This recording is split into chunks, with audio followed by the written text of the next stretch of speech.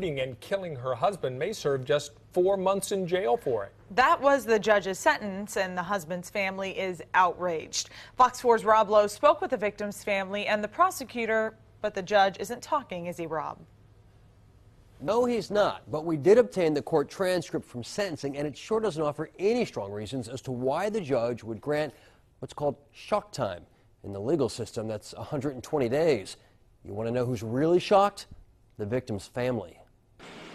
It was a snowy night, February 13th, 2012, when police found 25-year-old Eric Nevins shot dead in the street, lying near his wife's SUV. This was no whodunit. She knew what she was doing.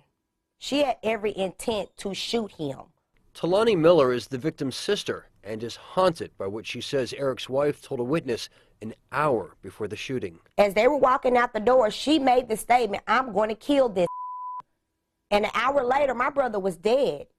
Within 24 hours, prosecutors charged then 28-year-old Charletha Nevins with second-degree murder.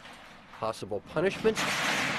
Life in prison. But that's not what Nevins received. She pled to involuntary manslaughter, which carries up to 7 years. But she didn't get that either.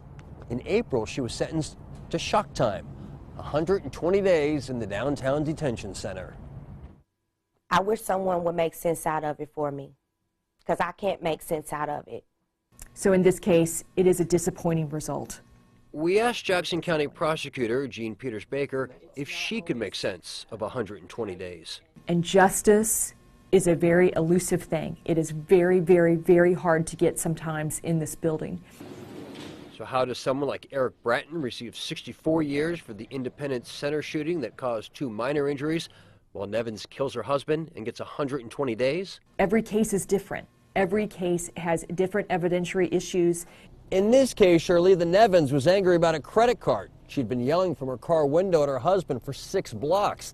Finally, she told police he punched her, grabbed a gun she'd been hiding in her lap, and during the struggle, she says she accidentally pulled the trigger and shot him in the chest.